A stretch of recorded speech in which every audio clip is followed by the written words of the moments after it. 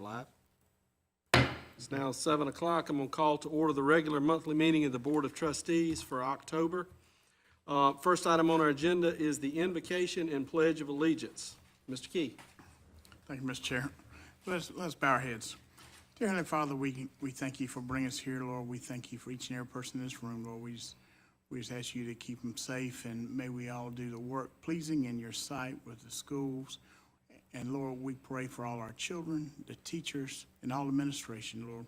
We just ask for strength and guidance. And may you guide us in all of our decisions, Lord, and keep us all safe. And Lord, we just ask you to be with all the schools. For your name we pray. Amen.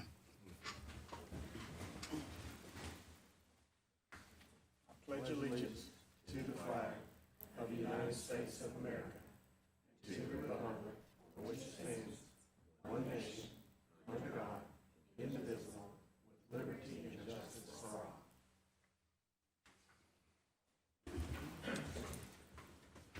Thank you, Mr. Key.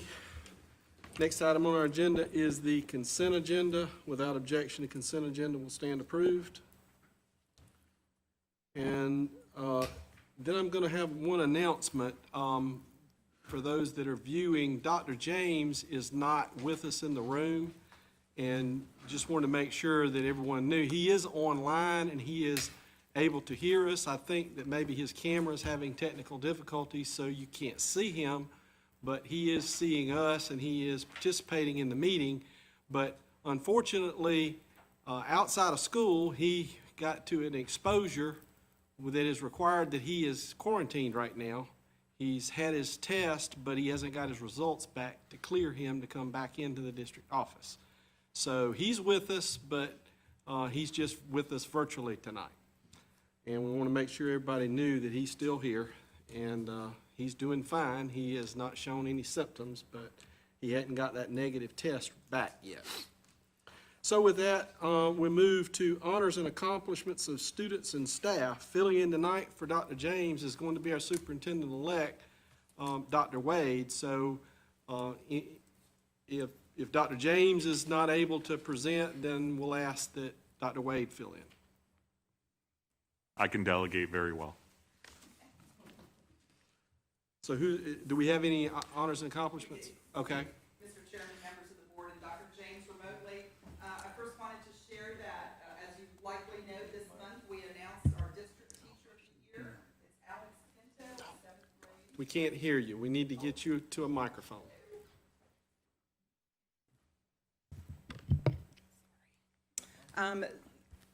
Mr. Chairman, members of the board, Dr. James remotely. This month, as you may well know, we announced our district teacher of the year. It's Alex Pinto, a 7th grade science and math teacher at Busby Creative Arts Academy. She was selected by a panel of judges from the community. She will go on to represent Lexington too in the statewide competition. I also wanted to share that our airport fishing team this past week competed in the national championship in Tennessee. They have distinguished themselves with finishes over the past season. In 2019 and 20, they finished 9th out of 108 fishing teams. From our newsletter that's enclosed, I have two things to note. First, that Casey Elementary was recognized as a National Beta School of Distinction, and a couple of big ones for some high schoolers, Bryson Redmond and Joseph Buckmeyer from Brooklyn Casey, Bryson from Airport High School. They were both named National Merit semifinalists, and that's, as you know, a very prestigious recognition that represents fewer than 1% of high school seniors nationwide. And Joseph Buckmeyer from BC, he was also a National AP Scholar, which is another very distinguished recognition. So other honors and accomplishments are posted on our website, the newsletter that's enclosed in your packet, and so you can also find it there. Thank you. Thank you, Ms. Chiava. Next up on our agenda is unfinished business, consideration of an updated return to school plan. Yes, sir, Mr. Bingham, welcome to the board. You have in your packet some information. We have worked the cabinet along with other staff members to look at a plan to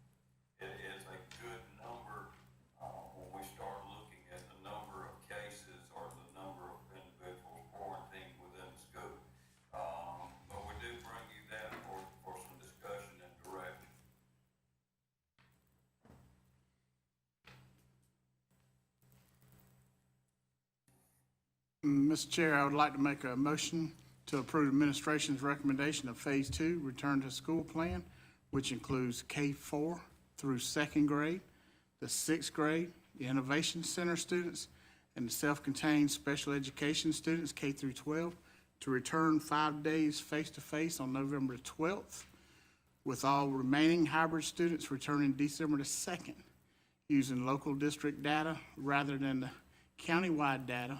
Any virtual students who wish to return 5 days face-to-face may return on January the 4th. Therefore, allowing the superintendent to monitor these numbers and take action as needed. Okay, I have a motion. Do I have a second? Second. Second by Ms. Rucker. All right, discussion. Ms. Branham. So, Mr. Chairman, or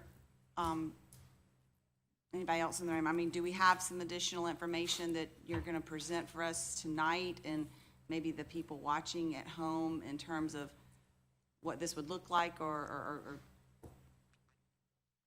I mean, I just think, you know, might want a little bit more discussion and information if we can get that for everybody who might be watching at home.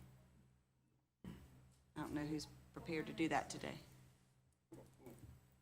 Basically, Ms. Branham, where we are overall, and I know Don has kept the board apprised, we're in the process now of installing up to 6,000 plexiglass shields within the district. We have approximately a third of our students that are on virtual programming, which means we have 2/3 that are coming to school 2 days a week on alternating day schedule. Our hope is that as we begin to bring children back face-to-face full-time, that we can monitor the rates of isolation or actual positive cases within the school and make determinations about the safety of leaving the school open or closing the school based on the demographics of the particular school rather than Lexington County as a whole. If you looked at the current information, there seems to be increases in cases around us, while in our district it's not quite as high as it is in other places. And I say that as I'm sitting here in quarantine. So that's where we are now.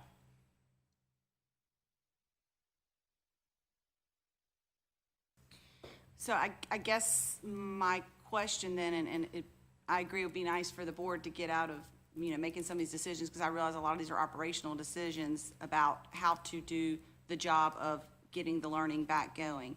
But I guess my question is going to come back to Dr. James. Do you feel like you can do this safely, this plan safely, in all of these grades?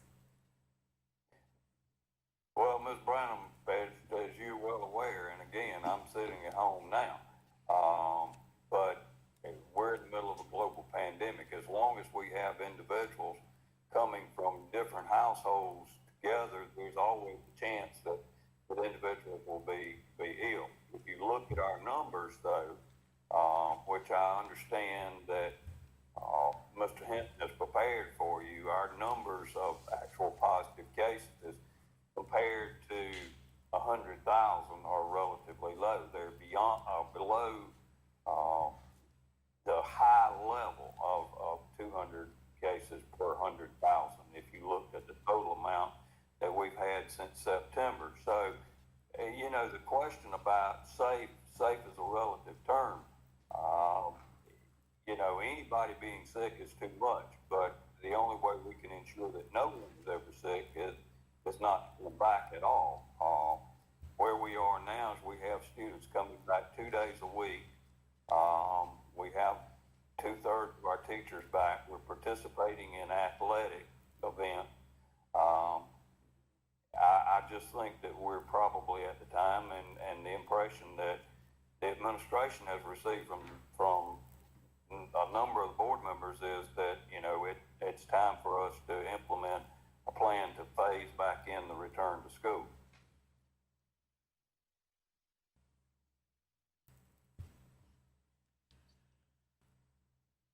Dr. James, the only thing that I would ask is that we look at the numbers that are going to be of students that will be in the individual classes, because we were already hearing from teachers that they can only accommodate perhaps 18 in those classrooms and use distancing. So I'm just hoping that the people that work with the numbers and class sizes will be able to work it out so that we have no more than the 18 in a classroom to enable us to stay safe. And I know that they're probably already doing that.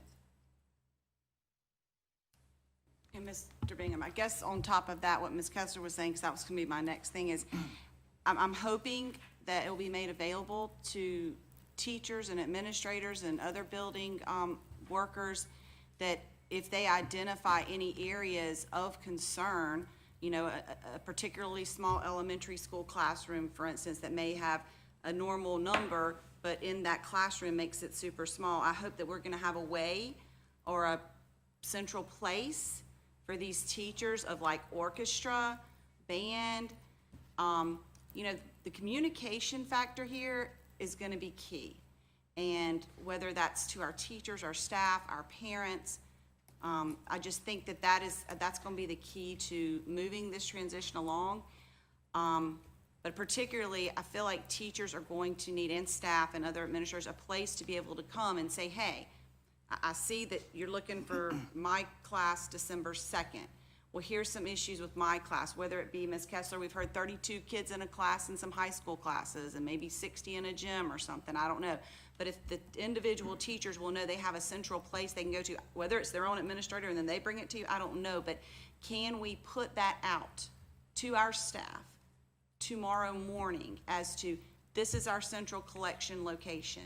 Or if something happens during a daytime, you know, like if a teacher happens to be reading a book to a child and then finds out later that that child, you know, ends up positive, because I know it's strange how numbers are being reported, and I also want to make sure how we're collecting our data isn't just, you know, the normal, like whether or not DHEC counts me as a kid in school with it and whether or not I'm actually out of school as a kid with it, I think are two different numbers. Am I correct? Mr. Hinton, or anybody? I mean, I think, like, if Marty is home with it and she's a student, but she hadn't been in school since like Wednesday maybe, but she's home on Monday with it, I don't think we count her for DHEC, right? But we will count her for DHEC, and we're gonna count her in our numbers. And so we're gonna anytime note every teacher and every student who's either quarantined, all that kind of stuff, and y'all will make individual school-based decisions based on those numbers.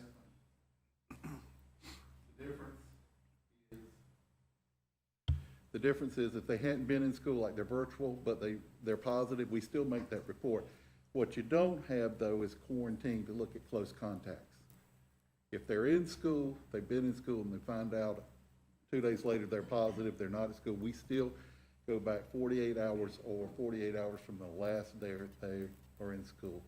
We inform the teacher, personnel takes care of all of those people, my office takes care of the students. And then my next question would be, are we doing things, or having time for our teachers whose class may end up being quarantined or who themselves may have to go out on quarantine? Are we making sure they have time to have their lesson plans and also being understanding about their lesson plans, maybe when they come back and things like that? Are we trying to be as understanding as possible and helping our teachers get done and have the time they need to do what they need to do? Does anybody know that? Yes, we are doing those things. I mean, we currently have teachers that are quarantined and those kind of things, so we're already dealing with some of that already. So they're covering for each other, we're getting subs where we can.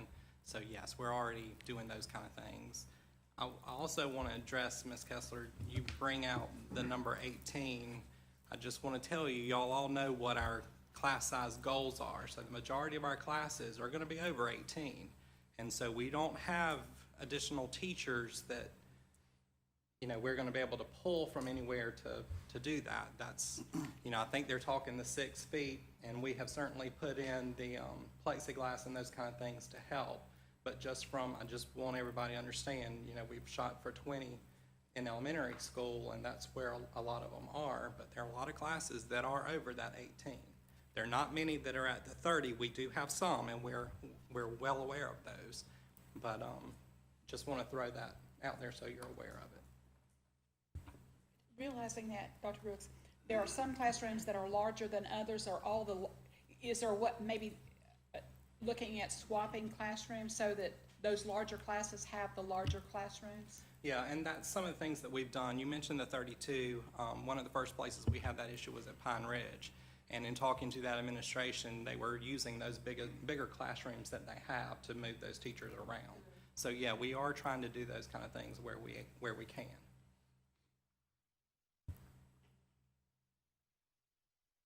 Wooten. So, I mean, I'm certainly gonna support the plan, but can we go back to Ms. Kessler and Ms. Brown's question, just to kind of get an answer? Is there somewhere that the teachers do we have a line of communication for them, or parents, or how we're gonna do that? If they are concerned about the numbers or something that's going on in their classroom, can we just address that? I don't think we can quite address it. Sure, and we already do that through administrators in our buildings. I think, Mr. Hinton, we talked in cabinet this week that he was reaching out to principals, and because of all the contact that he has with COVID and those kind of things right now, there's a lot of communication with those kind of things. With the numbers, we look at those every week in cabinet to see how much of them have changed, to try and address those things and to be aware of it. So yes, we're aware of where the large classes are for the most part, but if they have concerns, they need to let their administrators know, and then they can let us know. We'll do everything we can to resolve those. And to follow up on the January 4th with the virtual students that want to come back at that time, 5 days a week, face-to-face, will if there is a large number that comes back, are the teachers coming back with them? It is a fine balancing act right now between the class sizes for our virtual teachers and our hybrid teachers. And so, absolutely, we'll have to look at those numbers, and where we can move teachers back, obviously, we will do that. Because as we've talked about many times, when we set up the virtual academy program, it was staffed so that they had larger numbers, so we had smaller classes in our hybrid program. And so we will continue to do that. But I want to point out to you that it's not as simple as a Riverbank has 21 kids go back, and therefore we're going to pull a teacher back to Riverbank, because in the virtual program we have that teacher who's teaching different schools, not just Riverbank. And so one of the things that Dr. Berggraf did for me yesterday for today is put together those current numbers so we could look and see where we might have some of those kind of things. And we'll have to go back to the drawing board and decide how we're going to go about trying to figure out who might want to go back to the virtual. Right now, parents are continuing to use that email address, virtualacademy@lex2.org, to say they want to go back, and they're going on the waiting list. So we have those numbers, but if there are additional parents who want to do that, it's going to be very important for us to communicate that they get on that list, so that we'll have a real idea of how many teachers we're talking about possibly being able to move back. But we absolutely will look at those kind of things, because we need to balance the whole system, if you will. What kind of deadline, or do you have a deadline that you're gonna put out for parents that are totally in the virtual that will be coming back January 4th, so that you can kind of let us know, or, I'm sure we will. At this point, we hadn't But talked you about don't it have because one we didn't, now. right, that's right. We didn't know what the will of the board was going to be, and until we had that, we haven't but had you those anticipate conversations. you will have one Yes. ahead of time? We'll have to, because there'll be a lot of coordination that has to happen to move virtual kids back into the hybrid. I mean, And it's, from what I'm hearing, there are no other new teachers coming home, so you'll have to do a That's right. balancing act. that's right. We'll have to use our current staff, whether they're in virtual or hybrid. Thank you. Mr. Hinton, can you tell us, I heard Dr. James mention, how many cases have we had totals thus far?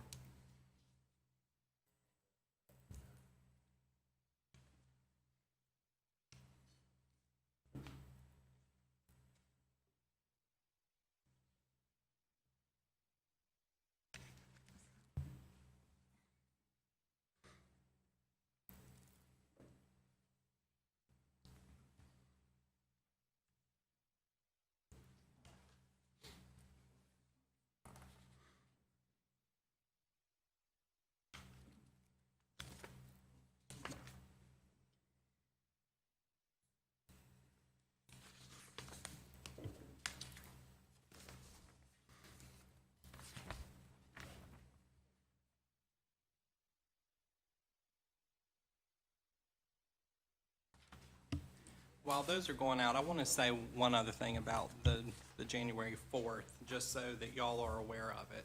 High school is a different beast, and so when we're talking about moving those kids from virtual back to hybrid in January, it's a little bit more complicated, simply because of credit, seat time, all those kind of things that go on. We have to, if we move them, we have to put them in the courses that they're currently enrolled in.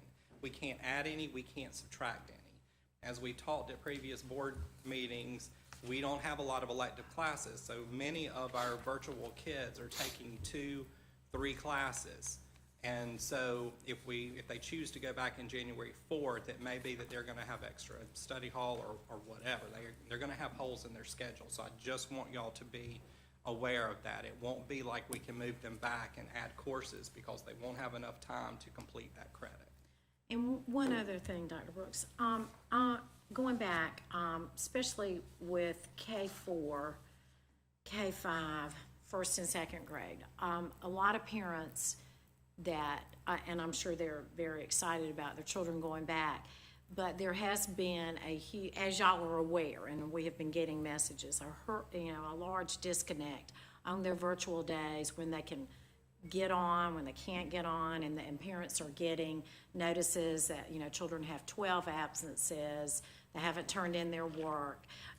Are there gonna be some accommodations made when all of these children go back, K4 through second grade, on the 12th, to look at on the days that they could not get on virtually, and have now, then they were getting calls from the principals and the APs at their schools that these children are being counted absent? Or is there some kind of catch-up, try to figure out with the problem with the virtual, they were not able, because they were at a daycare that was not able to hook on for certain hours? I certainly hope that they have communicated those issues and that we have been resolving those as we go on, because Well, I hope so, but those are the phone calls that I have been getting, that they are concerned that their children have now been counted absent for too many days. Well, there was, some misunderstanding, I think, in those parents and students that chose to go virtual. We talked about. No, I'm talking about the hybrid kids. Okay, the hybrid with the remote learning. Yes. Okay, so,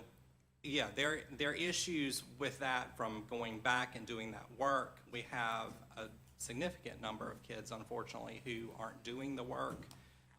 And to get credit for attendance on remote days, remember, is the work. It's not being online. And so it's just doing that work. In the virtual world, it's both. But in the remote, for hybrid kids on those remote days, it's the work, doing that work that they turn in on their next in-person day that gets them marked present for that day they were working remotely. And I think there is some miscommunication, and if that could be looked into, I would There's appreciate certainly it. misunderstanding, and when I do my part later, we'll talk about that. Okay. Actually, we got a handout that said they're marked present every day. They're only marked absent when they don't turn in the work. And I've had parents to tell me that they're not gonna do anything on that virtual day because they're not paid to be teachers. So, the district's sort of caught in a hard place too, because if they don't turn in the work, how can you mark them present? Everybody's gotta work together with this, for this to be successful. We just can't put the load on one set and completely ignore the others, because they're really, am I right? Aren't they marked present every day? They're only marked absent if they don't turn in the work. That falls on That is correct. the child and the parent. And they were saying to me that they were thinking that they were being marked absent because they were not able to hook on virtually on those days. So that's where the miscommunication is, and if we could get that straight, I'd greatly appreciate it. Okay.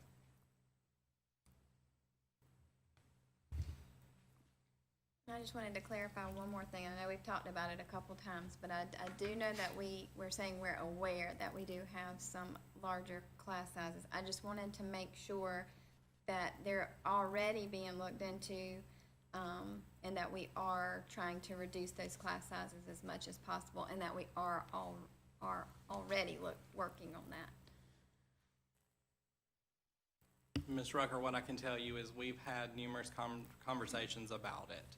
And administrators talk to us sometimes about their concerns going back to Pine Ridge, I reached out to them when we saw those classes of 32, and I asked specifically what they were doing. This was around the first time we were talking about bringing kids in, they were talking about they were already using bigger classrooms for those classes, because even on hybrid days, they had more kids than in the other classrooms. So, you know, we have been trying to address that as we've been going. Okay, thank you. And I think most of my other questions have already been answered, so I appreciate all that. One thing that or two things that I wanted to follow up from the last meeting was the update on the expanding the bandwidth. So I don't know if the plan was by the end of the month, and I didn't know if there's an update there, and also the ETA for the 2,000 Chromebooks. The 10 gig line, faster connectivity, is currently scheduled for November 9th.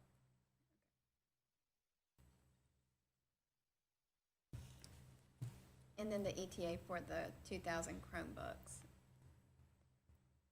Last word, official word I heard, they're still gonna be shipped by the end of the month. Okay. All right. Very good. That was it. Thank you. Mr. Summer. Dr. Brooks, just going back to the conversation about the classroom sizes, and I understand that the principals have, I guess, discussed how many, going back to dividers, or putting the dividers in, as far as lessening that space that's needed. Those classes, will they be having the ones, or addressed, I guess, first, to have the dividers in those, the larger classrooms? You want to address that? Basically, we're hoping to have all of them in by the 12th, right? So for K-4, 5, first and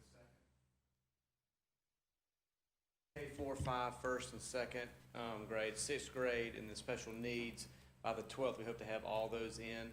Principal's already looking at round 2 of the rest of them to be coming in. So as they prioritize, we can do that. Right now, we have a list of 15 or 20 rooms per class for school right now to go in and do. But as we move along, they can prioritize as needed. And again, understanding if we needed more, then we wouldn't be waiting till the latter part of December. We would order whatever additional dividers were needed to. That would be correct. Okay. I think we have 6,000 in stock right now. Right, current. Thank you. We've been told by the State Department if there are any additional needs, just to let them know. But like Mr. McPherson said, we got 6,000 in, and when anticipating that 2/3 of our students would be doing in person, that should get us pretty covered. We sent a few over to adult ed, but we should be close. If we need a few more, we can order those.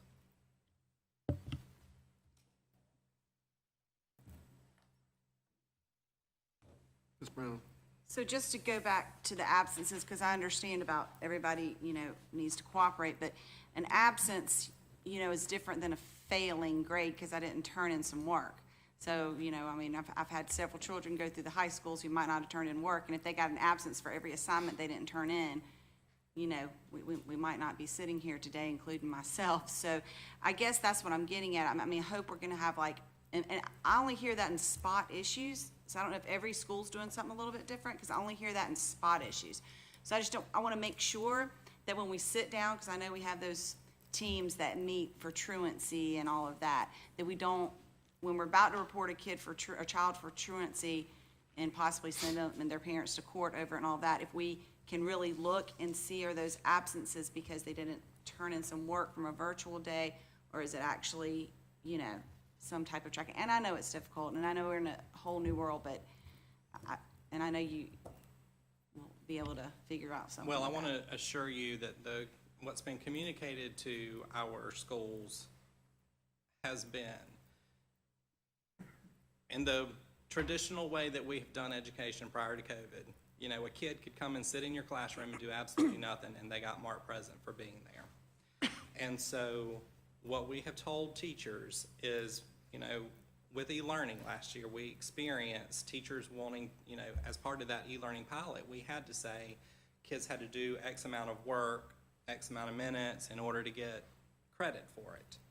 With this, it's totally different. And what we tried to explain and what I sent out to schools was, if a kid attempts any of the work, anything, they're marked present. Where the consequences for not doing the work is in the grade. So we have to, you're absolutely right, we have to separate the attendance from the grading issue. And I have communicated that multiple times, but I certainly don't mind doing that again. Where I have been made aware of hot spots, let's say, I have talked to administrators to look into it to see, is it a situation where, you know, we have a teacher that's not doing that, that is holding a higher standard for that work and holding the attendance and the grade both accountable, if you will. And so we do have a parent who might be having that issue, would like for them to follow the chain of command and go to their classroom teacher first, then maybe their assistant principal, and then their principal, and on up the ladder until maybe it lands in your lap if Yeah, they're not because getting when answers. when it comes here, I have to call the school administrator because they're the ones that know those situations. Right. And then I guess my last comment, Dr. James, is getting back to something you said, and you kind of said, you know, that some board members were wanting a plan, and this is the plan that you're presenting. Before I can vote on this, have to feel confident, because as a school board member, I have to hold my administration responsible, obviously, for the delivery of an appropriate and good education, and also for the health, welfare, and safety of the students and staff in their classrooms. And I get we're asking a big ask in a pandemic. I think that all of us as Americans have just kind of been pushed our limit on the things we've been asked to do and live with, and, you know, not see our family and things like that. So I get it's a huge ask, but I have to know, I want to make sure that you're giving this plan, Dr. James, because you think this is the best way to operate delivery of education in our district along with the safety concerns, and not any other reason, and that this is truly your plan that you think that you can implement best. Well, Ms. Branham, to answer your question, this is basically the plan that I offered the board back in June. It has not changed from that original plan. If you look at where we are statewide, you have Richland 1 that has begun the hybrid. They have been virtual up until this week, and they just began hybrid. If you go to Anderson County, they have been 5-day face-to-face since September the 8th. So out of over 80 school districts, there are numerous different models. But if you look at our overall numbers of cases, which Mr. Hinton passed out, I would suggest to you that yes, we have cases, and yes, there is a pandemic out there, but this is probably a good phase-in plan for us as a district. If you look at it, we'll bring one group of children back on the 12th. That gives us 13 calendar days before Thanksgiving, should we have major outbreaks. That gives us an opportunity to put the brakes on it before we go into December with the other kids. Once we bring everybody else back that is hybrid on December the 2nd, we have 16 calendar days until Christmas break, and we'll be closed down for 2 weeks before coming back in January. So what I think is special about this plan is the timing now. If we wait until second semester, we don't have built-in long-term amounts of time that we can pause and look at the overall numbers of cases and do something differently. We'll be reacting day to day in that scenario. So do I think it's the right thing to do at this time? I do. Thank you, I appreciate that, Dr. James. Mr. Hinton, on these, you've got that we've had 16 positive cases since we began. How many are current?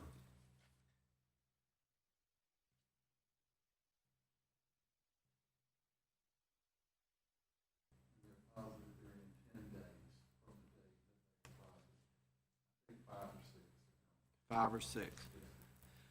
I think, if you take 5 or 6 cases, 6 cases, we've got about 6,000 people in the buildings between the students and the teachers that are currently in the buildings that are not on a complete virtual schedule.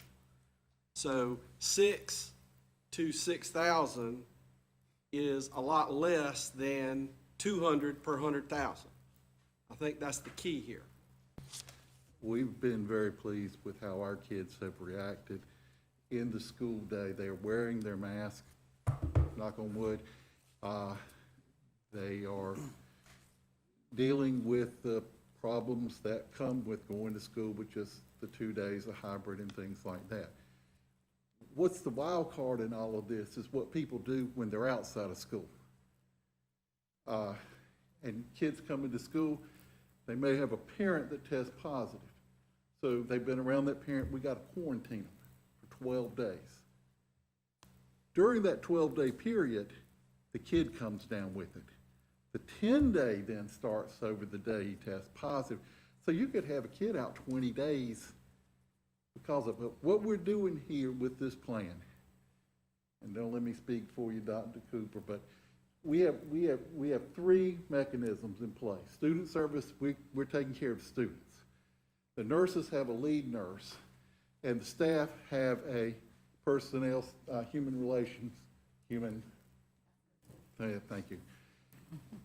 We all coordinate together, so Ms. Brown, when you ask, are we getting information to the teachers? We are. Once that teacher gets that information, then Dr. Cooper's going to take care of them about what they need to do to be safe. The school nurse will work with the parents and report it to us. What we do at Student Services is we go through to make sure that we've done the contact tracing. That goes all the way to the bus stop if the kids are riding buses to and from school, into the classrooms. And then the nurse, she's going to be the parent contact with the administration, as well as she's got a lead nurse that will make sure that we fill out the right forms and we're getting the information to DHEC. I get a copy of any student that we send in the report on, and we go through and we work with people about contact tracing. And we're there to say, okay, if he's a high school kid, does he play sports? Because then we'd have to go see about the team and everything like that. So what's going to happen when we bring kids in, they'll be, right now with 2 days, everybody's coming hybrid. We've been able to work out the difficulties, and I think we're ready for the kids to come back, and we'll be able to monitor these kids now that we have a line of communication in place. That's. Yeah, I want to clarify for the parents that are watching the board meeting and they're, because I think the way you're doing this is that there's no guarantee that everybody's going to be in every school every day. You're letting the school dictate that, or letting the virus dictate that.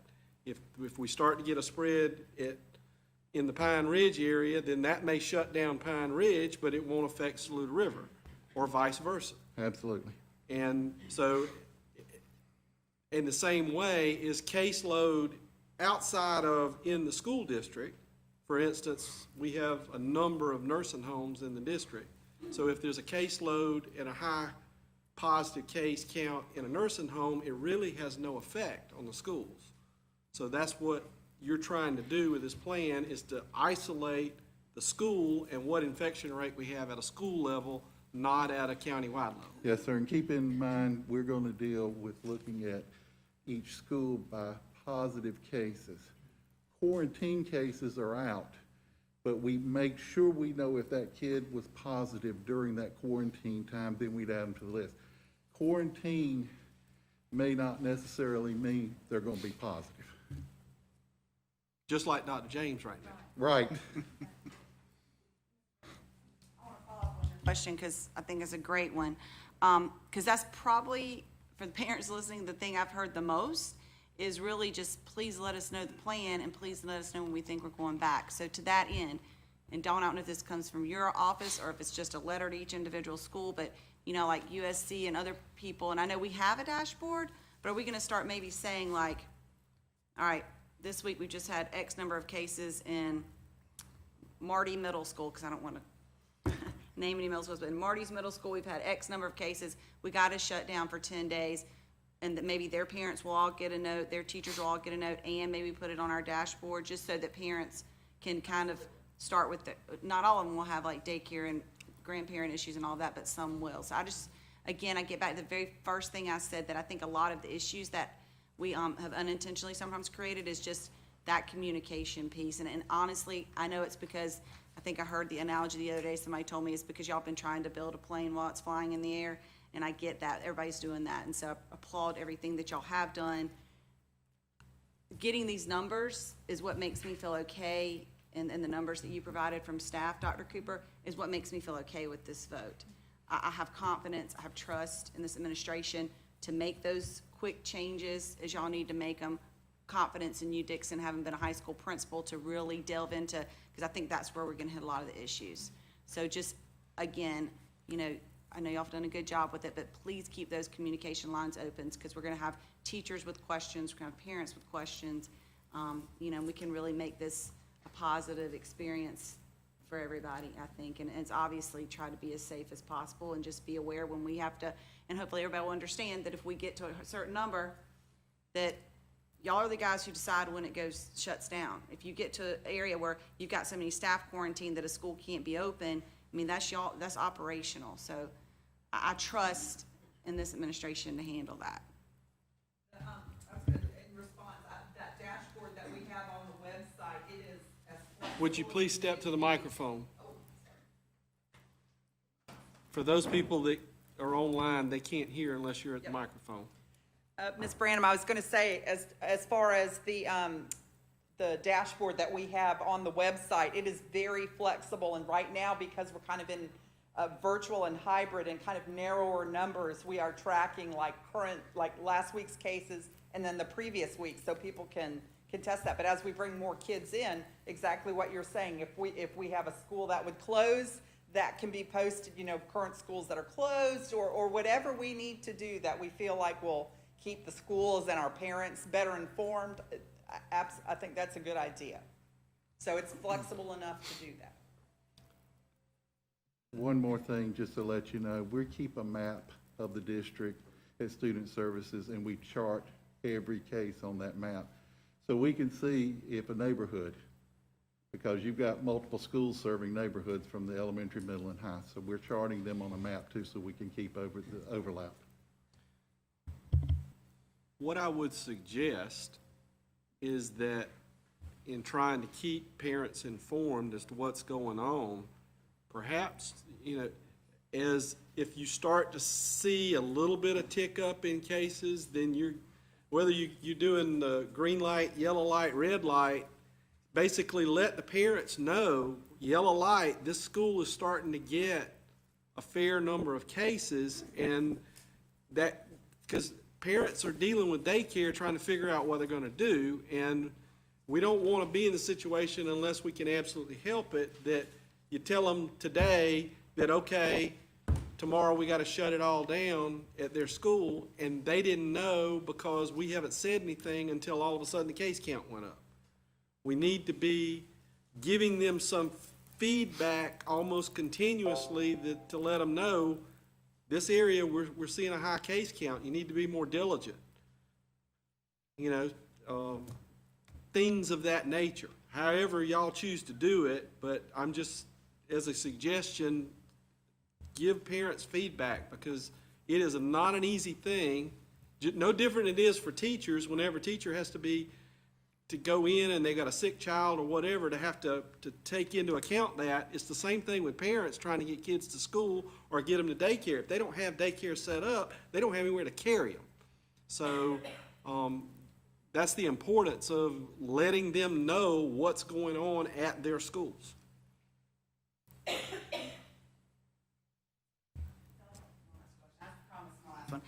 I always promise you that, don't I, Dr. Brooks?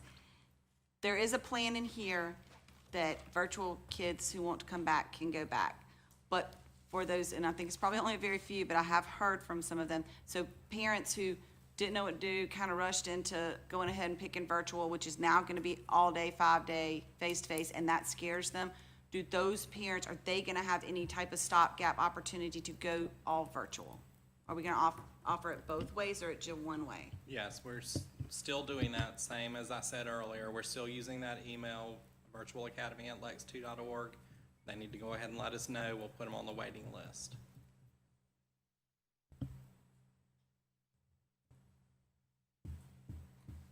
Any other questions? Okay, we have a motion and a second to approve the district's presented plan to resume the first phase in November 12th, followed by the second phase December the 2nd, followed by the third phase on January the 4th, and use the local school data in lieu of countywide data. And we're returning control of opening and closing schools to the administration for their decision with regard to those individual schools. So we have a motion and a second to approve that. All those in favor signify by saying aye. Aye. Opposed? Motion carries. All right. Mr. Chair, before we move out of old business to new business, should have done it earlier under accomplishments and honors. Just want to bring it up tonight that tonight is Bill Bingham's last official night on this board, and it has been a pleasure to serve with you, the knowledge that you have. And Beth told me 2 years ago, I'd never forget, she said, if you sit to the left of him, you'll learn a lot. And that is awfully true, because he is one incredible person, especially on finances and everything he has done with this board. It amazes me every time he starts talking. I always learn to listen more than I talk or say something. But I know on behalf of me, I would like to thank you for the 20-year service that you've had for this district. And I wanted to go ahead and say it now, because I know a lot of parents have already dropped off the line once they heard that vote there. So I wanted to thank you and for your service and your 20 years to the school district. Mr. Bingham, that's a mighty big smile.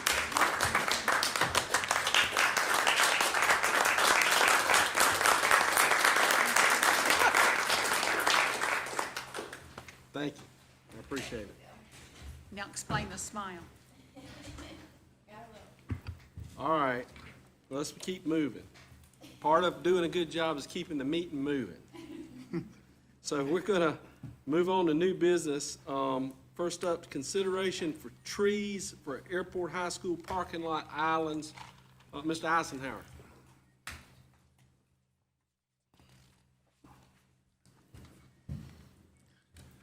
In fact, do you want to, are all these related? Do you want to discuss them all at one shot? Sure. I mean, I see district-wide tree work, mulching, maintenance, sprinkler system, and schools. So if you want to, if we can handle them all with one big motion, you can discuss them all, and then we can do a motion. Certainly. Mr. Bingham, members of the board, Dr. James, Dr. Wade, what we have here is we have a lot of things that we want to go back and do, especially now that we're kind of starting to go into the winter. And we have saved some money on some projects that we had in our CPIF funds. So we want to go back and ask now for some an opportunity to basically go back and do some things that will make a difference, we think, as far as the aesthetics and things like that for our facilities. So under the first item, we have consideration of trees for Airport High School parking lot. The administration has obtained prices to install single stem crepe myrtle trees in the parking lot islands. The administration recommends awarding the projects to Apple Tree Incorporated Landscaping, Nursery, and Maintenance in the amount of $4,742.22. Also, consideration of district-wide tree work. I don't know if you've noticed, but our maintenance guys have been out doing a lot of work on trimming, pruning, and we've had to cut some trees down that have died or have been laying down, and we've cleaned those things up. They would now like to go back and grind those stumps and continue with their pruning and all of that. So the administration would like to manicure some of the areas around our school grounds. The administration recommends a not-to-exceed budget of $30,000 to address these issues district-wide. Also, consideration of district-wide mulching. The administration would like to continue to address erosion issues throughout the district and further landscape areas of our schools. And the administration recommends a not-to-exceed budget of $25,000 for this work. Consideration of athletic field maintenance. We'd like to go in and top dress all of our athletic fields, and we'd like to regrade and install soil conditioning on the softball field at Brooke and Casey High School. We'd also like to do some work to better blend in the infield and the outfield at Airport High School baseball field. The administration recommends a not-to-exceed budget of $20,000 for this work. And we've continued to do work on various fields, but it's just their time on these particular fields. Consideration of repairs on fire sprinkler systems. When we install new fire systems, we often have to go back and inspect those, and it seems that we have to do some upgrading on those systems as we go through. So for the fire sprinkler system upgrades, we'd like to just continue to do that work. We recommend a not-to-exceed budget of $26,000 for that. We've also been doing some air quality testing in some of our schools. We're in a very humid area, and we've had some high spore counts in a few classrooms, and we want to continue to do some testing as needed, and we've done some abatement work there as well. So we'd like to ask for a not-to-exceed budget of $23,000 to continue to perform that work. So we'd like to ask for the board to vote on all of those, if you will, sir. Mr. Bingham, I make a Brown. motion to accept all of the bids as presented by administration this evening. Okay, we have a motion to approve. And I'll second it. The bids districts- and budgets, I apologize, bids districts- and budgets, friendly the amendment. bids and budgets. We have a motion, we have a second by Mr. Key. Any discussion? Turn your microphone on, please. Yeah. Those crepe myrtles need to be trimmed, most of them annually. Are we gonna be prepared to have the manpower to do that? Yes, ma'am.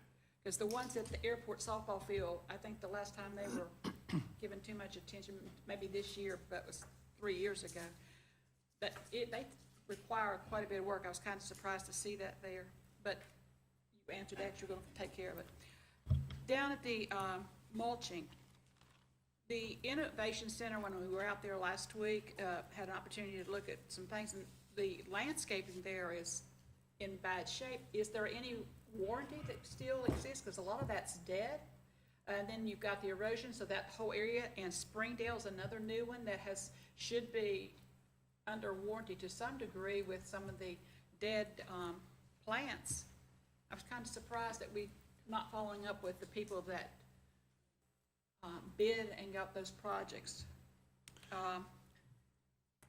Then, on the fire sprinklers, I was kind of concerned that, to me, if we're gonna meet code, that those would have to be inspected on a routine basis.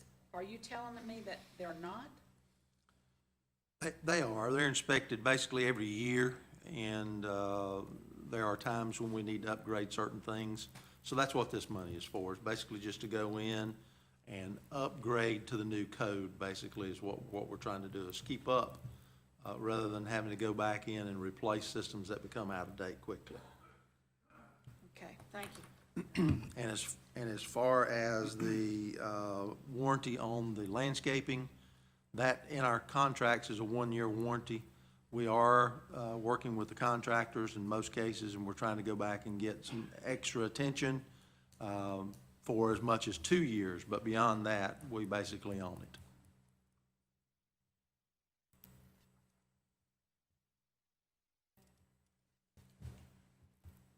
Okay, any other questions?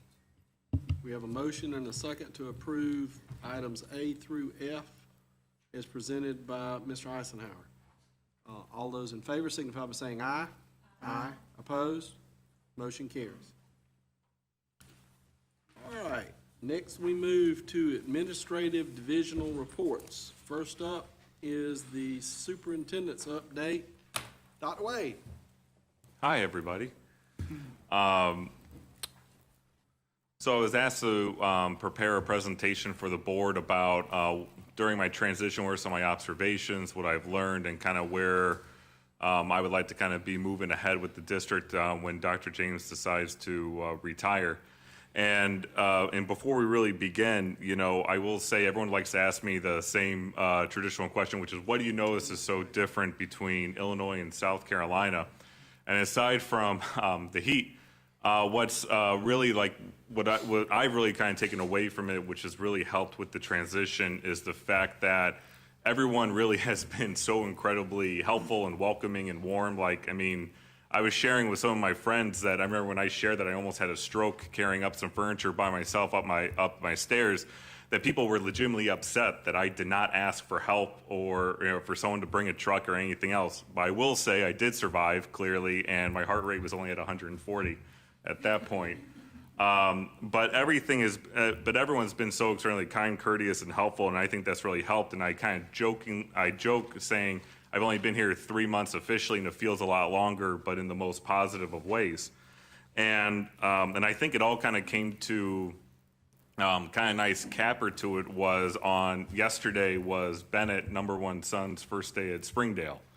And as the board knows, he's had a number of, let's say, first days of school because of placement. And we asked him, how was your day? And he says, it was a great day. And we asked what made it great, and he just said all of it. And that I can say has not had that same response, and especially Mrs. Dr. Wade has also been very much appreciative. So everything's been going extraordinarily well, both professionally and personally, with the transition in. And as we kind of go, I don't know why I embedded it, because I gave all of you a paper copy, but I know all of you had the original entry plan that I provided to the board all the way back in June. And one of those final elements was that I kind of coming up with a report for the board about, you know, what I've learned, collected, so that way we can kind of start having a conversation about what all of our mutual takeaways are and where to kind of move forward. I did provide with the board ahead of time a whole list of everyone I met with. Those are, yep, there was a lot, but it's good. And you'd be surprised that with the staff, I only had really one ice cream cup. So I consider that a personal win. And also with being able to send out surveys. And I think what's really, what is kind of follows, whether it's real or perceived, like these are kind of the responses that I've been getting from the stakeholders. So I try to do my best to kind of summarize what those responses are. And I will say what's really comforting for me, or I would say any school superintendent heading a school district, is it's always great not to see essentially schizophrenia where everyone has a different type of point of view about what should happen or what's causing it. Like everyone is more along, had very common responses and ideas of where to go forward. Now, with that being said, we can always differ on the paths we take to get to that, but that's the whole fun tenure I get to have with everyone. But at least it's kind of nice to see that people have similar aspirations for the district. And I want to say that the surveys, before I move on, one of the things I really wanted to be able to ask is, I asked everyone really what you see to be the district's strengths and areas for growth, but also if you were the superintendent, like what's the first thing you would really kind of be able to tackle? It kind of gives like an intensity type question, so to speak, or passion. But also what are things that you would like to slow down or stop? You know, those are always good things to know, because, you know, you don't want to accelerate something that everyone's like, slow down on. But as well as what do you really want to see from me as superintendent? What do you not want to see? And that question was asked to the staff and then to the parents, and I'll get to the parents at a later point. We had 199 staff members fill out the survey, and it's kind of funny because a lot of them felt like they didn't know what I was actually going to do with the survey. They were just, I think, kind of happy to have an opportunity to kind of voice what they had, and I wanted to make sure that there was no way for me to have any identifying information so people could respond to their heart's content. While I did ask for them not to provide me any type of Tolstoyan entries, some ignored that, and that's fine.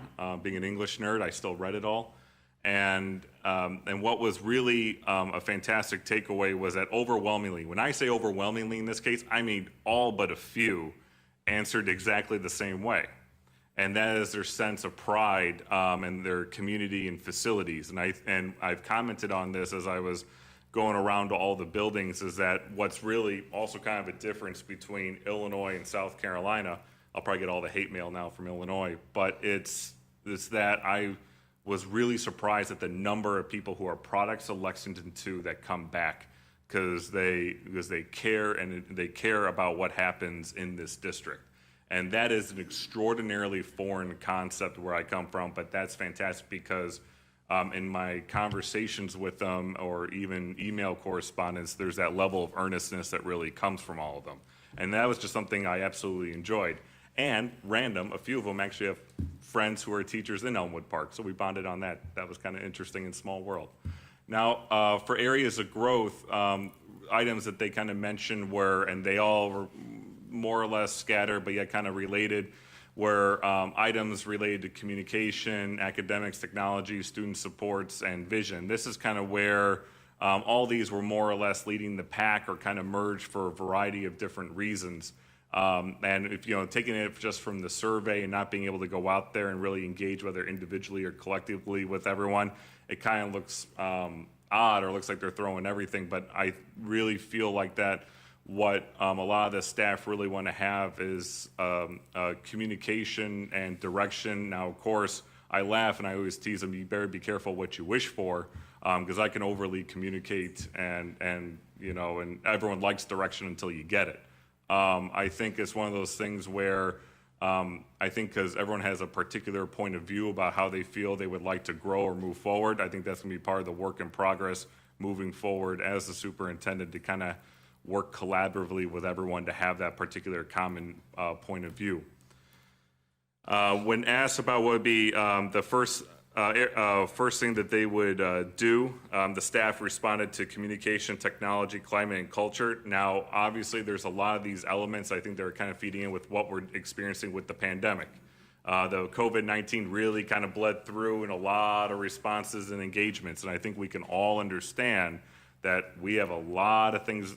There's a lot of stress right now, and I think, I almost would like to give this survey again a year from now, because I really would like to kind of compare what those responses actually are. Because when this survey was really given to staff, I mean, it was right there in August. And I think we all remember what August was like. So I think there was a lot of intensity there with everyone. But again, I would like to kind of give this again a year from now, just to kind of compare what those responses are. And when asked about what they would like to see stop or slow down, these were matters related to academics, but really as you kind of pick apart from the survey responses and the engagement, I think that kind of goes into, you have COVID-19 throwing in a lot of layers to what expectations are when you're talking about hybrid, virtual, are we going back or not, in addition to whatever may have been lingering in years prior. So again, that's where I'd really would like to not only kind of continue engaging with staff, which obviously I would be, but also to kind of have a similar survey given at a later point. One thing that they really would like to see is really accessibility, approachability, and communication coming from me. In one of the forms I gave to the board, I kind of said I've been meeting people as is whenever they request it.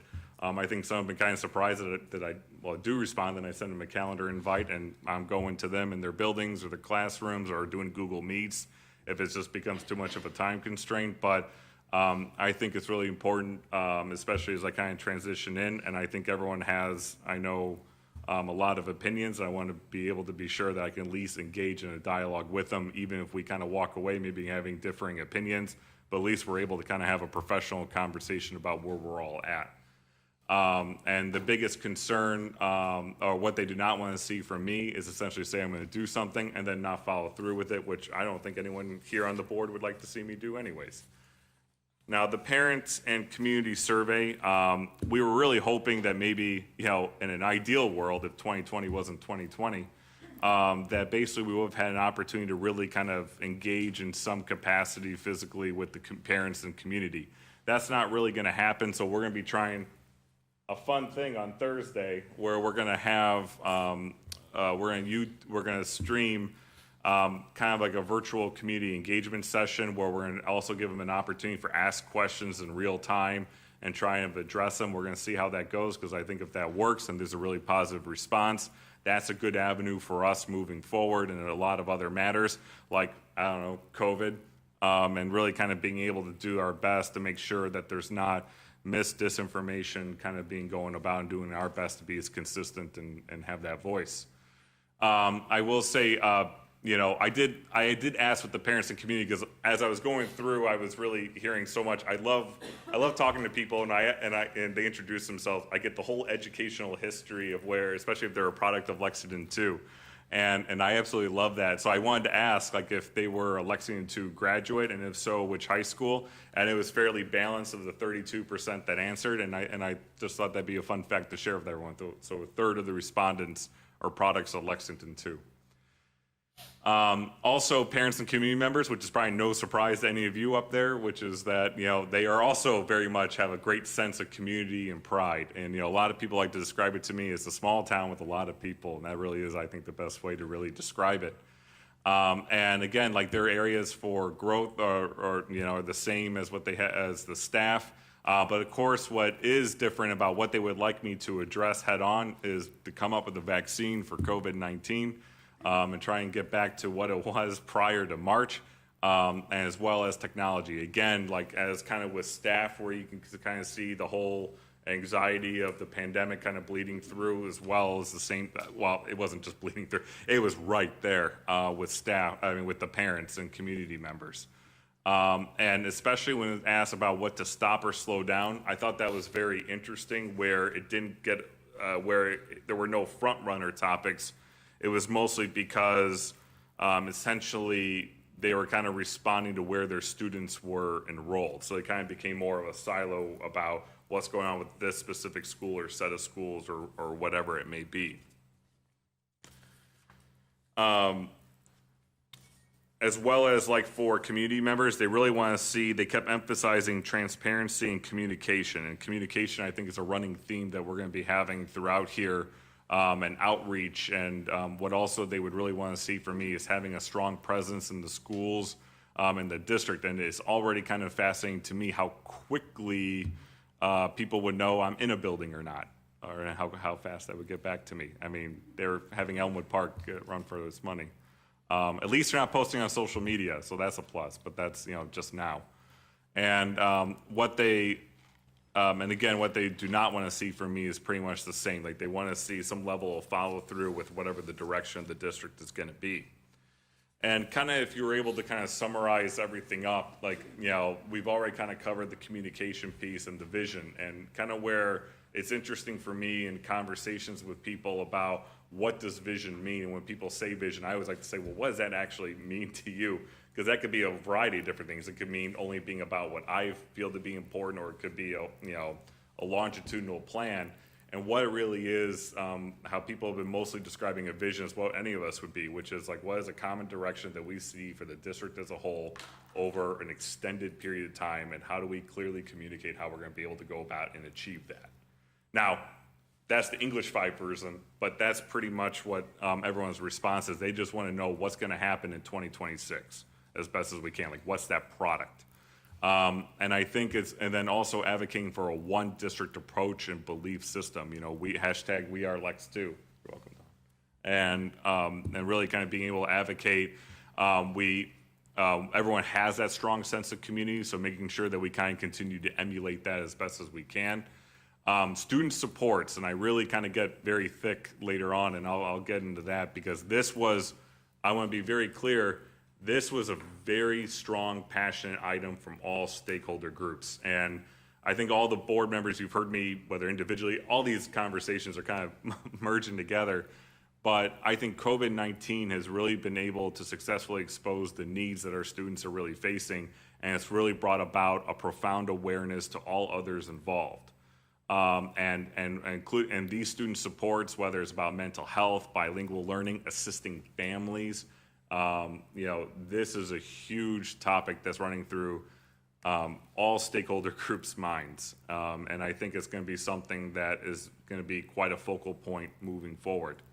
As well as expanding upon programming opportunities. And the board remembers back in June how I was talking about, look at all the things that really go into improving scores. Like, there's not a silver bullet approach. There's not one ideal program. There's a lot of things that kind of go into collectively addressing the needs of the district as a whole. And I'll be going a little bit about programming opportunities later. But that's something that, I think we keep seeing, even at everyone has a lot of pride in the Lexington 2 Innovation Center. And the board has heard from me, like, that's where a lot of school districts are just struggling to get to. How do we kind of create that? And that thing is already almost at capacity, and imagine, and that doesn't even include middle school students, and you got to get them young, and I'll probably be talking a little bit about that later. But I mean, is how can we continue to broaden the success stories that we have currently here in the district to really make, to have that district of choice mentality, and also improving upon stakeholder relationships and community partnerships. And I think that goes into the accessibility, the approachability, and the transparency angle. So that's all what I heard and what did I take away. And I think this is kind of where, we're talking about like what the vision is. And for some of you who were present for the Chamber of Commerce speech, and others I know have seen it, where I kind of said how I'm really kind of approaching is almost a slight twist to what our motto is, Champions for Children, which is, where students are champions. And how we kind of move forward, to really have them, have everyone be able to have the opportunity to reach this end product, whether it's be able to have a successful career field or going on to a 4-year college or university.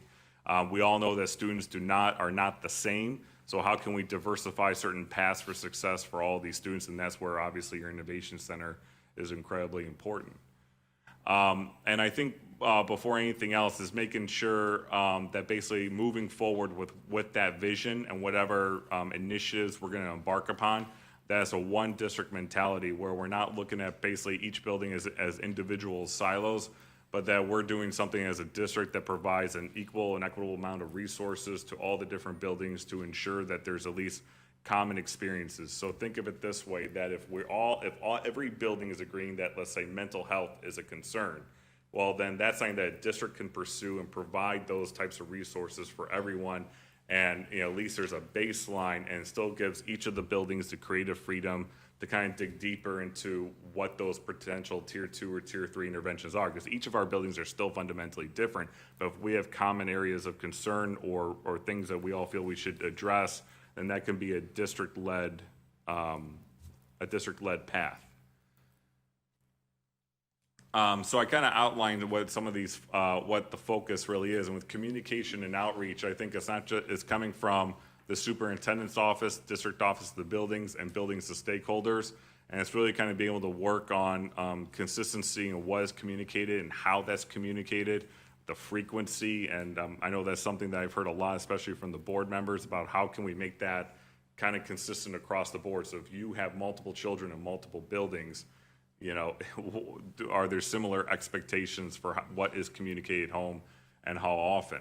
And I think being able, like for communication outreach, I put in there a district of choice. I think that goes into also, we have a lot of success stories that are happening in all these buildings. We have a lot going on.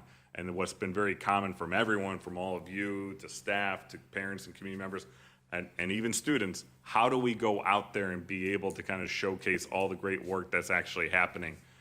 So I think that's something too, is like, how do we kind of craft that comprehensive sell to everyone, and really kind of be able to, and simultaneously keeping everyone informed.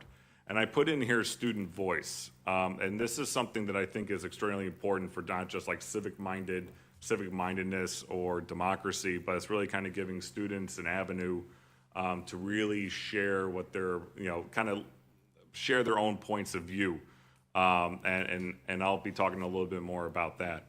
The multi-tiered system of supports, the board will recall back in June that was a big thing of mine, especially where I came from in Elmwood Park, where that we are able to have an interconnected system of academic, behavioral, and social supports for all of our students, that we're able to build the capacity within each of the buildings to be able to appropriately, proactively respond to whatever the developing needs actually are.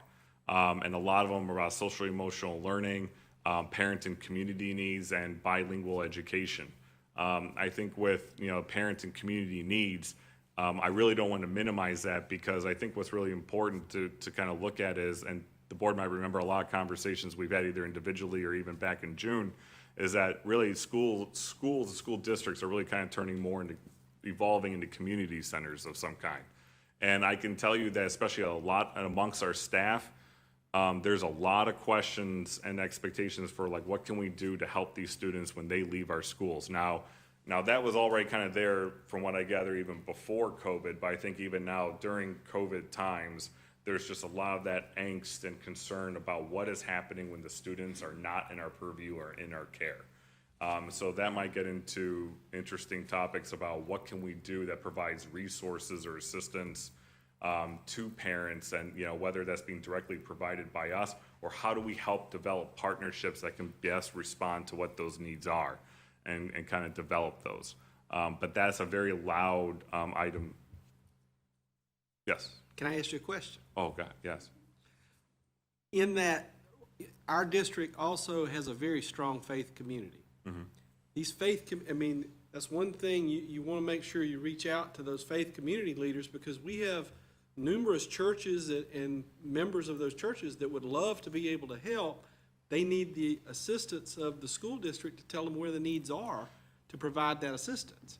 Correct. Now, we do have some of our buildings that do have good partnerships with a lot of those faith-based organizations. But what you just shared has also come from others where they haven't heard anything. So that kind of comes into like, how do we able to kind of centralize and reach out where we're complementing what they're trying to do and not exhaust what they're already providing. That'll be an interesting balancing act. So we do have some, but given how many we have around us, it's a little lopsided.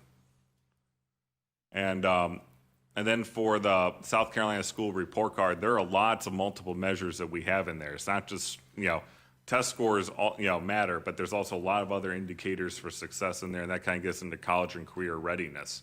And obviously that's kind of where, what the federal expectations are and the nation's kind of going towards is, as I mentioned before, having that differentiated, those differentiated paths for student success, and how do we actually evaluate that. And that kind of gets also into staffing, which is teacher recruitment and retention. And, and Dr. Cooper and her department, they already do a fantastic job. And I know we keep hearing about recruitment and retention, and kind of where I'm coming with it is, what a lot of districts are kind of awkwardly getting into is like, man, people are really kind of getting really creative out there about what they can provide to entice. Like, for example, maybe we'll pay $10,000 of your student loans if you can work here for 5 years and have a proficient rating. And that's kind of where a lot of school districts across the country are starting to find themselves about how do you start appealing to prospective educators that can come to your home district. And then for the district office for staffing, it's really, I think, for any vision or any movement forward in a lot of initiatives, is making sure that our district office is fully staffed appropriately, so that way the district office can continue to function as a resource for everyone and providing that direction and sense of accountability as well. Now, I wonder which one of these Ms. Rawls would prefer, but really, what would it be? Oh, so, and that's going to be the fun balancing act that we kind of get to engage in moving on into budget season, which is, how are we going to prioritize what the budget is based off our particular needs? Is it getting interpreters? Is it getting social workers? Those will be fun conversations. We don't need to have it now, but those are going to be fun conversations I know we're going to be having with, if we all know what a priority is, can we go about doing the best that we can within our means to realize that? For communication and outreach, we have a website with a lot, but we also have a lot of things that are going on within the district, and we want to be able to ensure that we're able to kind of really encapsulate all of that on our website, social media platforms, and all of that. I kind of jumped to the bottom one. But like really looking at where are some ways that we can kind of diversify avenues of media and engagement with all of our stakeholders. And I think what we kind of have going on back here with our students being involved, it'd be fantastic to kind of have a student-run broadcasting network or YouTube channel. And everyone heard my corny joke at one point. I said, I don't mind if we call it Lexington Tube. All right, they kind of approve. And but what can we do that we can have even students get involved where they can really tell us and the world about what it means to them to be a Lexington 2 grad? And then engagement opportunities, I really want to stress that just like what I've been doing the last few months is something that would kind of continue. It does not stop tonight. Where how can we have additional, we know that COVID is obviously here to stay. how we kind of have these virtual community engagement sessions, how do we target them, the frequency of them, but really make them as engaging and interactive as we possibly can. Continue to engage the staff and be accessible to them. And again, really making sure that we have clear, concise, and communication about expectations and everything else moving forward. Technology is a big piece. I know we've all been hearing a lot about it, and the board especially knows how passionate I am about it, because I'm still a big advocate that if we're able to kind of build capacity within our students, staff, and parents about what technology can serve as a tool to really enrich what that learning environment is, we get a lot more opportunities about different types of programming and career options. That'd be fantastic to kind of continue to explore. And I think one of the things that I definitely want to be working on and will be working on is kind of crafting what a multi-year technology initiative would be. That includes all those elements that you see there, from training to looking at what we're currently providing with in terms of our bandwidth and devices, but really I'm hoping that we can kind of work on that over the next few months and have something for the board in the spring of '21 to kind of know what that path is moving forward. Programming, and it's funny because I really wanted to make sure I was clear with everyone that, and the board knows, like I'm a fan and excited that we have standards-based reporting, and very much a fan of data that comes from a valid and reliable measurement system, or a curriculum-based measurement system, as well as all like instructional coaching, professional learning communities, all of that. That's something that we really have functioning throughout there in the district, so as to make sure that we kind of continue to strengthen all those expectations and procedures to the best that we can. And then we kind of get into grades 6 through 12. We're kind of going back to the Innovation Center, is really looking at a way that we can have grades 6 through 12 articulate college and career pathways, meaning that we can start exposing students in the middle school about a number of pathways and be engaged in those types of learning experiences that can kind of lead towards capstone, so to speak, when they graduate from 12th grade. So in theory, in 6th grade, you're getting them all exposed to different types of paths. 7th and 8th grade, they have courses or opportunities to kind of follow through. Maybe offer some high school credit level classes here and there, but really being able to free up what their schedule is in 11th and 12th grade, so that way they can pursue what some of those capstones are actually going to be. System of support, kind of going off of the multi-tiered system of supports. These are all the different items that we'd be working on, and I think this is something also that we'll be working on over the next few months, to have a report for the board in the spring of '21 about how we can be moving forward, because also obviously probably be more than entwined with the budget as well. But what can we do at providing an SEL curriculum, family community services, bilingual EL, and making sure that we have instructional materials.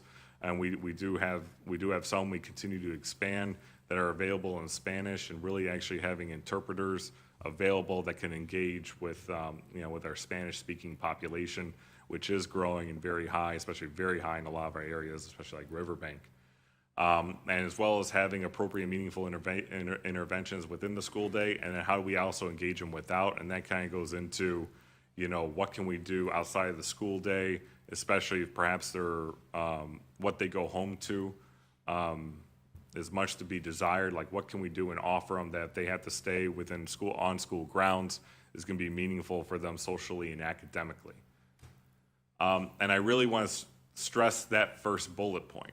Like, I think we all know that our students are facing a lot of challenges. And I think it's very important for us to be able to kind of get a handle about making the students not only feel safe and comfortable when they enter our doors, but then they also, they're able, when they leave, I'm trying to put this politely and that they feel like that they have the capacity to kind of deal with whatever they're facing when they go home. But this might be a little blunt, but I really wanted to stress where I stand or feel about it, because I think, and there's a lot of support from our staff and administration, that they feel that this is a big thing that we need to address, is providing these multi-tiered system of supports for all of our students. And I think all of you have shared a lot of your own personal anecdotes about what you've experienced with students, whether as a board member, as a parent, community member, teacher, what have you. And I think COVID has just significantly compounded that issue facing all of us. And so I think it's gonna be very difficult, a difficult item to tackle, and I'm glad to see you nodding, Mr. Hinton. It's always good to see that, because I always think he's like, actually, I always consider him like, he's just like, I mean, I think, can I say something? I want to speak highly of a comment that you made. That you said you would love to find any type of school that doesn't get enough love, and you just want to be able to hug it so they feel that they're actually loved. And I think that's a great motto and driver for how we want to move forward. Student voice, and this is something that I think is, we have a lot of engaged students, and I think what would be great and to really kind of be able to develop or articulate is almost imagine a district-wide student council, student legislative body that can kind of provide feedback. And there's something I've actually, even as I got to meet the 2 student councils at the high schools, and they're very much excited for that. Their brains are already going, and they're already talking to one another, the staff and the students. But I think this would be a fun way to kind of really provide student voice, especially in directions as we kind of move forward. I feel like that a lot of what we do is based on what their interests and their drives and their needs are. And what better way to really best know that than to kind of to have them involved. I like to joke that, I may be slightly young and slightly handsome, but man, I'm starting to make references that kids look at me blankly about what I'm actually talking about. And then all of a sudden I realize, my God, that was 20 years ago. So even I think it's how do we kind of stay up to date or aware of issues that are facing our students. And I think having an organized, structured system and avenues to really expand upon would be fantastic for our student body moving forward. Teacher recruitment and retention, I mentioned this, but I know this is something that everyone's always talking about what we can do. I think, while I know Dr. Cooper and her department, they already do a lot. I know there's that annual report, and I think where it's kind of getting into and be part of the fun budget conversation is what can we do about these hard to fill, and what are we willing to do? I think it's a very important conversation to have because, again, we're getting to that point that you get to have a lot of awkward conversations, like what positions do you value more? And that's a difficult, sensitive one. I think everyone kind of knows where I'm going with that.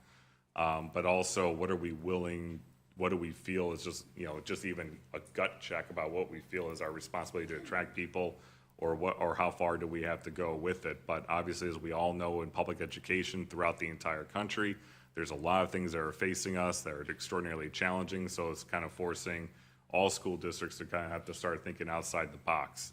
What is appealing and how do we do that? And Board of Trustees, you're not out of this. Really, we have a new, we have a new board. We have at least one new seat that's going to be coming in, and also, Dr. James will be retiring at some point, so that creates an opportunity for me and the Board of Trustees to kind of talk about all the fun stuff that we all like talking about. Like, what are our roles, responsibilities, relationship, communication, norms, all that good jazz, and that becomes a fun thing that we all kind of get to embark upon together. So, yeah, who's in on all this? Crazy people, but it's definitely, I think, still a rewarding path forward.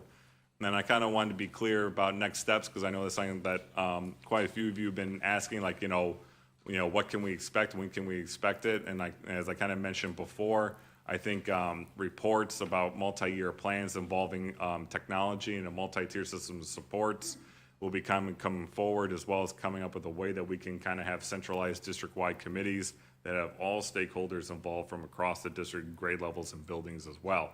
I kind of put in there task force, and in hindsight, I don't know why I put task force. We just said team, committee, but really kind of with all the good work that our Department for Human Resources does, but kind of engaging with some of our newly acquired staff or newly graduated staff, however we want to say it, but really trying to look at what are some things that people are looking for when kind of selecting a district, and what are some potential things that we feel are viable paths forward that perhaps could be sweeteners towards recruiting individuals, and also where do we go beyond what we already do to entice new educators or leaders as well. Also creating a budget that prioritizes our district needs and direction. I know we've kind of talked about having workshops and everything else, and I think that'll be a conversation as we have moving forward about what we can do to make sure, as we're kind of moving forward with these uncertain times involving the state's financial situation and COVID, and especially what we all feel we need to do and what we want to do, how do we kind of balance all that out and really kind of have a collaborative and constructive conversation about that moving forward. And again, kind of making sure that we're able to appropriately staff the district office, that we can meet all of our needs and really become that resource moving forward for any of our particular initiatives. Work with the student councils, as I was kind of talking about earlier, to really advocate for student engagement and democracy, but also really work upon communication and outreach and kind of putting in place structures for those matters as we kind of like to move forward in the coming months. There you go. I'm very excited. Thank you, Dr. Wade. I'm sure we'll have, you will be doing many more updates on where you're at. I'm banking on it. All right, next is our instructional update. Dr. Brooks.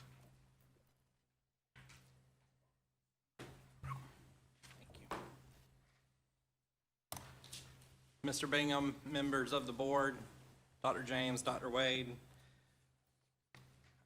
have a little bit of an update for you this evening as far as instruction goes. Let me see if I can get this clicker.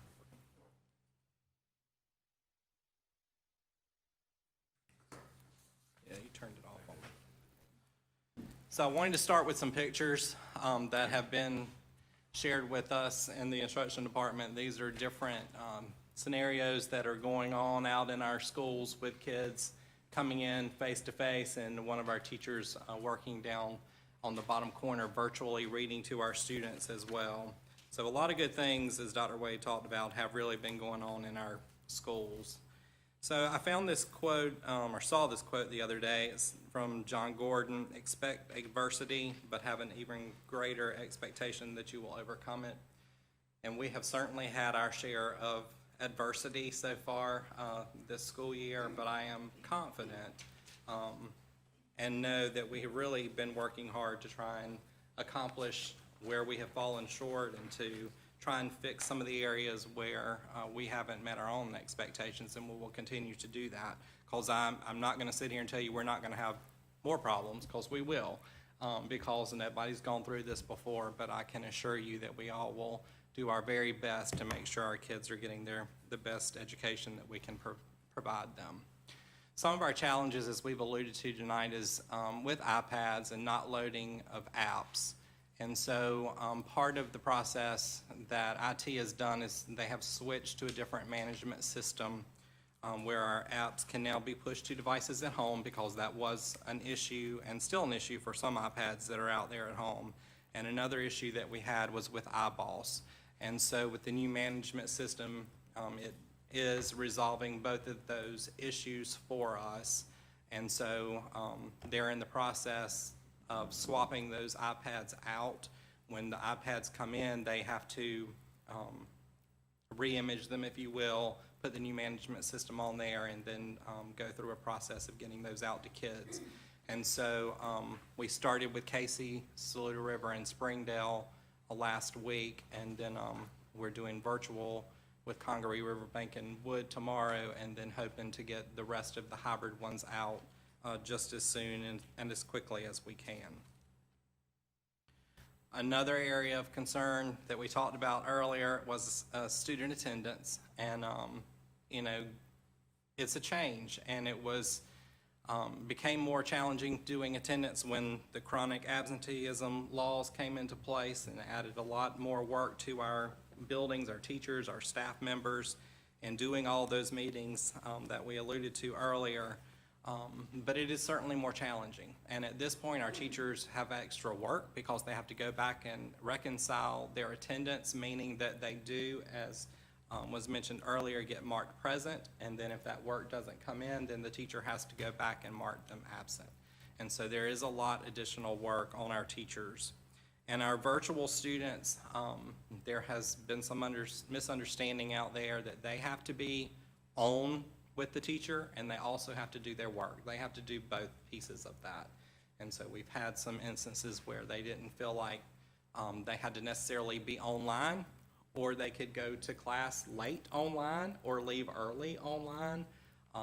And so those are challenges that we have been addressing and trying to work through. This quote, I read the other day, didn't remember where it came from, but it says, "We are all learning to move beyond learned conventions, to develop different perspectives, to examine the world from varying points of view, to think outside the box, and to push ourselves to the next level." There is not one thing in this world that seems normal or the way we learned it at this point. I mean, everything that you go, we now have to think about what's the distance, do we have our mask, all those kind of things. And so it really has been a challenge, and we are doing a lot of thinking outside of the box and figuring out how to do these things. As part of that, we were supposed to have our first cohort day tomorrow. We did cancel that. I just wanted to make y'all aware of that. We do very much feel like our cohort days are a great opportunity for our teachers to have that collaboration across the district, sometimes varying grade levels even. And so we feel like that is very important. But we also felt like in trying to give our families and our teachers a sense of normalcy, we didn't need to throw another thing on top of them. So we did cancel our cohort day for tomorrow. We also, last year, talked a good bit about the change in our instructional snapshot we call 2.0, so I called this one 3.0, and I'm hopeful that we can go back to 2.0 sometime in the spring, I hope. But I just wanted to make y'all aware of this because it goes to that conversation of making sure that we are providing a quality education to our kids, and that we do know what's happening both in the virtual world and in the hybrid world. And so this is a way for us to provide support and resources to our teachers, to our schools, and just to really immerse ourselves and find out what truly is happening. And then also to make sure that we have a viable model, meaning it works for kids, that they are learning regardless if they are in the hybrid or the virtual models. So what we have done is my staff came up with 16 questions that we felt like were reflective. We have shared those with principals, and we're going to have a virtual meeting with each of those principals. They can include whoever they want to have with that leadership team or whatever, and have a dialogue around those questions about what's going on. And it's questions things like, what are some great lessons you've seen in the remote world, or looking through their lesson plans? What are some things that are positive that you're seeing? Where are some areas that you know we're struggling that we can provide you some resource or professional development or whatever it is that we might need? So we're going to start those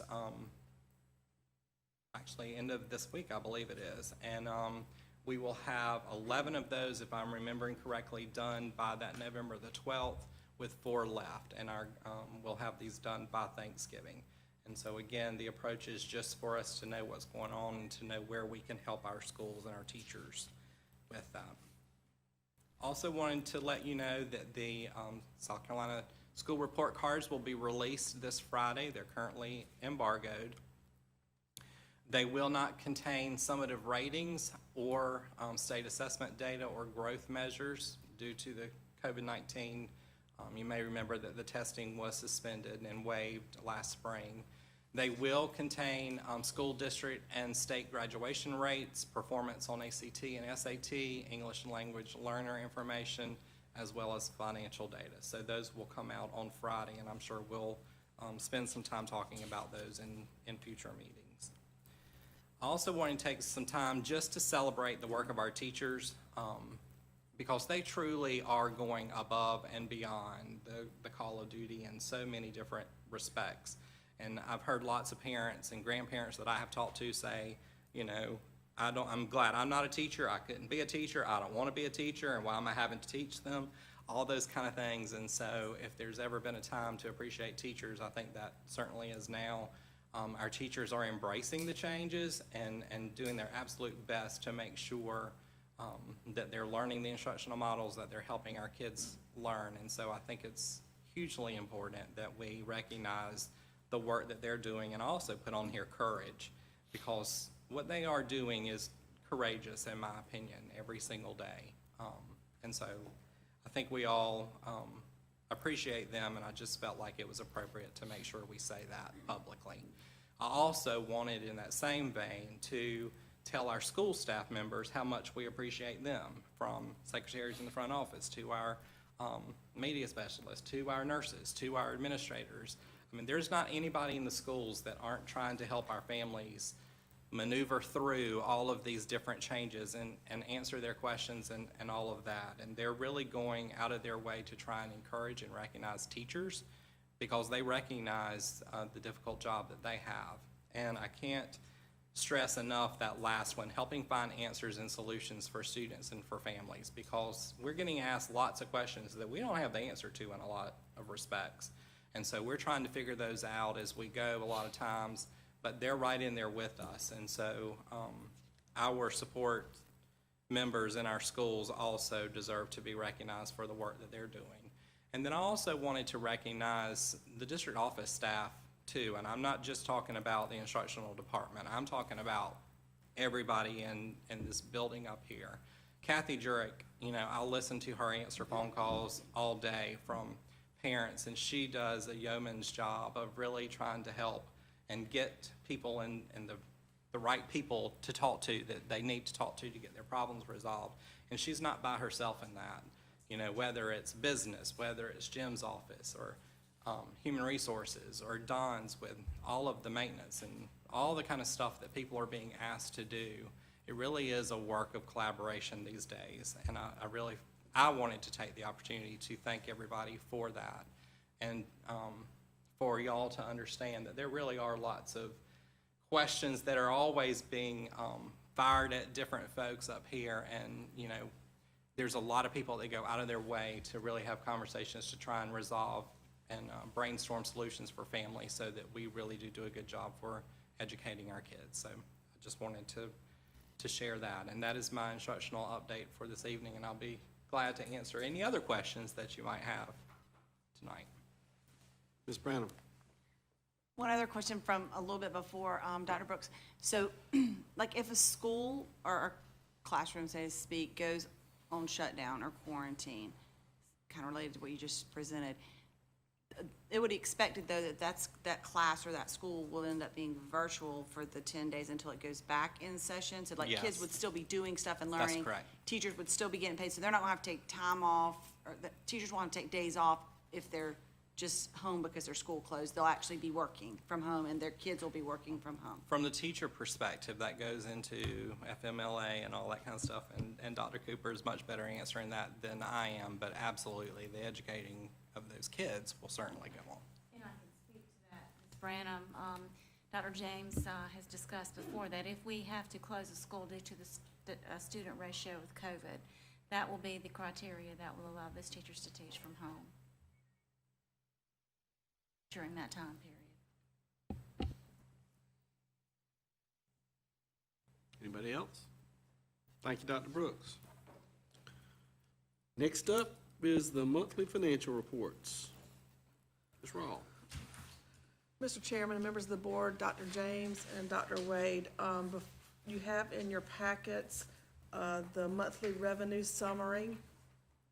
That puts us at the end of the first quarter, and we are slightly behind last year, but nothing that is causing any alarm or concern at this point in time. Are there any questions on the revenues through the month of September?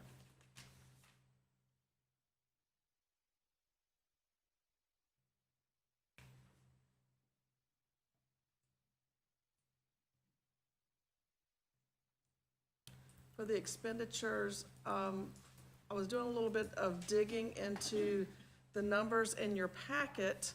The numbers just looked a little bit off, and so as I did more digging into it, the report last year, where I take last year's comparative numbers from, everything must not have gotten posted by the time I had run that report. So I went back, and you have an updated expenditure report at your seat, and you can see we are actually behind last year in overall expenditures through the end of the first quarter. In saying that, some things that happened this year that were not last year. Remember, we paid all teachers or certified staff to do the mandated videos in the summertime. That came out of general fund, with salaries and benefits. That was a little over $200,000 that would not have been spent in fiscal year '20 that we did spend in fiscal year '21. So we really are in a much better position when you look at comparing apples and apples, because we are way under where we would have been last year had we not spent that $230,000. So there's few instances like that throughout in salaries and benefits, on the instructional and the support side, that are not exactly comparative to last year. But I just wanted to bring that out, that there's a couple things that happened last year that we did not, or happened this year that we didn't do last year, and vice versa.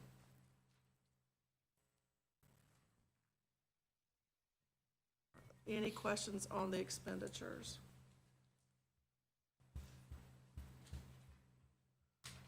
You have your pupil activity fund report by school.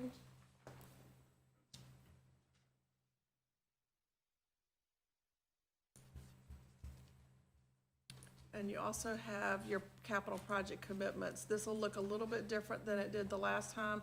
I just got rid of the old data and brought us up current. This is showing current expenditures and the referendum balances and all the revenues that we're anticipating to date. So I just brought this report more current, getting the old information out.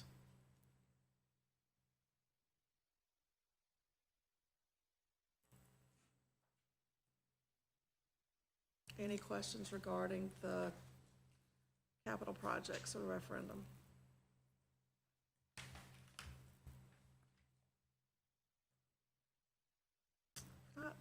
Thank you, Ms. Rawl. Without objection, the monthly financial reports stand approved as presented. Thank you. Next up is Administration Student Services Operations Update. Yes, sir, Mr. Bingham, members of the board, Dr. James and Dr. Wade, we have provided you with the most recent operations information, and I'll be happy to answer any questions that you might have.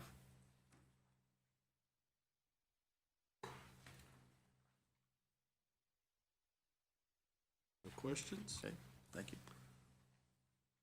All right, let's move on to enrollment update.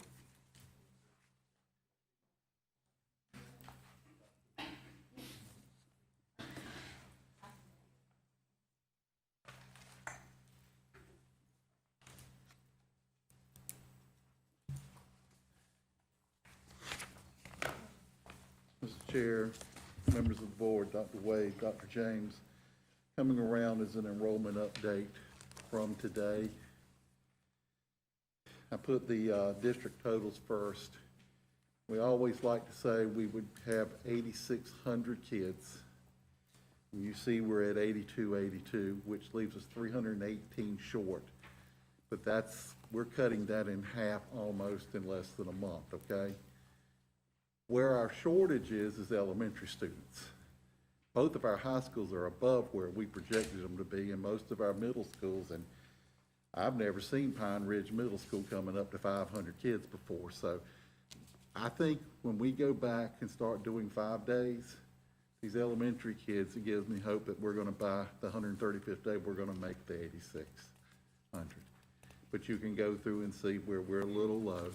Kindergarten's not a big class, and maybe they're out there, and I hope they will. And like I said, once we can get back to sort of normal circumstances as much as it can be this year, and going multiple days, 5 days a week, it'll attract kids to come back. And our schools have been calling the students that didn't come, telling them, you're welcome back, and anybody that transfers, we're saying to them, you're welcome back if you come back, and things like that. So we're reaching out to our families as much as possible. But it's been a slow process. Where we were on the first day of school versus where we are now is like night and day. And you can see the individual schools behind the cover sheet. We'll keep doing this every 15 to 20 days to keep up with it and see how close we're coming. But I really think once we make that move in November, we'll start seeing some more kids come back to us. Knock on wood. Any questions? Thank you, Mr. Hinton. All right, let's move to Human Resources, annual report to the board. Yes, sir. Thank you, Mr. Chair, members of the board, Dr. James and Dr. Wade. Thank you, Marty, for passing this report out for us tonight. One thing you'll notice when you look at it is these numbers are reflective of August 31st, 2020. And because we have had make-up board meetings and so forth, you're just now getting this report. So we provide you demographic information regarding hiring, et cetera. So I'd like to go over this report page by page with you. I will say to you that our trend data is right in line with where we've been the last 3 to 5 years. The first table is representative of classroom teachers, guidance counselors, media specialists, and psychologists hired for the school year, again ending August 31st. Our induction class remains approximately 50 teachers, which has been pretty steady over the last 3 to 5 years. About 5 years ago, 6, 7 years ago, it was somewhere around 75. So those first-year teachers' numbers have been pretty static. You'll see the average years of experience they bring with them is 6.75. The majority of them hold a bachelor's degree. Just one of these teachers has a plus 18, with 30 holding a master's, a specialist at 17, and 1 doctorate. I'll just let you know at this time, though, regarding vacancies, we do have band, business, 6th grade math, a 4th grade virtual, and a preceding ESOL. And that is after executive session tonight. Lower on the down under demographics of new hires and qualifying for stipends, this represents approximately $90,000 of those areas that qualified for a stipend. For your information, you can see that primarily related to special ed and all across the school district. We also have outsourced psychology services. Those positions remain vacant, although we do pay for the services for them. Administrative transfers for certified staff from July 1 through June 30th, that does represent the fiscal year, is at the top table on the second page. Also, it's representative of the demographics, and I'll give you the opportunity to read over that, followed by administrative new hires and then support staff. At this time, we had hired 154 staff. As of today, we've hired approximately 175. I mentioned a few minutes ago that we went, well, I didn't, but we went into the season with 1 Wood Elementary School virtual position open. Because we have had some retirements, some folks have opted to leave because of concerns regarding COVID, we do now have 5 vacancies in the teacher category. We follow our performance goals outlined in the strategic plan, referencing B1, B2, B3, and B4. You'll see what the ledger represents of those just underneath the table. You will see that the main reason that teachers leave the district is to take another position in another school. That could be representative of private, virtual, charter, or other educational institution. The same is representative for administrators. That is noted at the bottom of this page, along with the demographic information at EEO.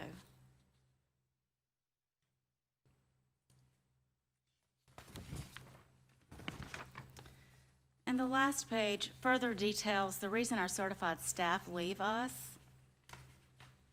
You'll see here again, 40 of the 93 staff represented here left for another position within a South Carolina school district.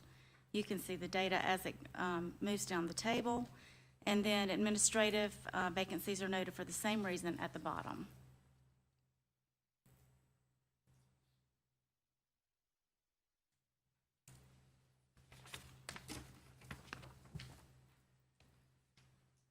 Are there any questions about this report?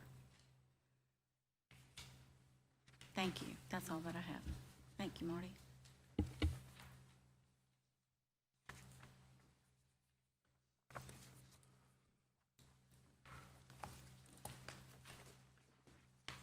Do you need this back?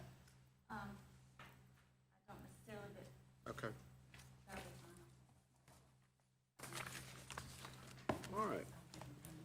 Now we come to executive session. Mr. Chair, I make a motion that the Board of Trustees enter closed session for the following. Consideration of personnel appointments and resignations, consideration of homeschool requests, receipt of legal advice from attorney pending legal action, receipt of legal advice from attorney regarding recusals. Have a motion, have a second.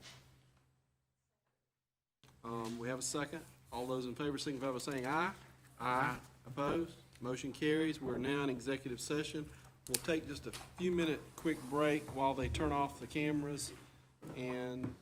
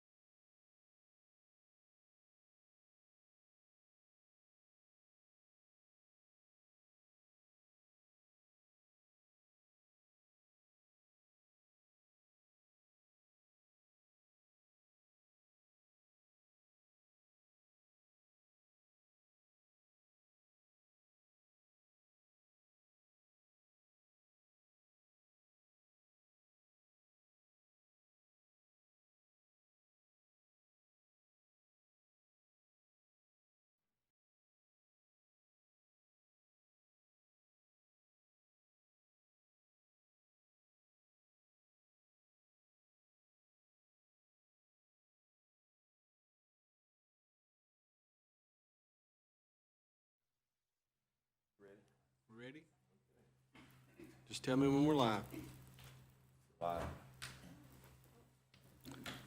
Okay? Mr. Chair, I make a motion that the meeting be reconvened in open session and the appropriate affidavit executed. We have a motion, do I have a second? Second by Ms. Wooten. All those in favor signify by saying aye. Aye. Opposed? Motion carries. Mr. Go ahead. Chair, I make a motion to approve all personnel appointments and resignations. Have a motion, do I have a second? Second by Ms. Wooten. Any discussion? All those in favor signify by saying aye. Aye. Opposed? Motion carries. Mr. Chair, I make a motion to approve the appropriate district personnel to sign a contract to move forward in litigation. Okay, we have a motion, do I have a second? Second by Ms. Wooten. Any discussion? I am recusing on this vote. I've given my statement to the secretary and asked that it be attached to the minutes.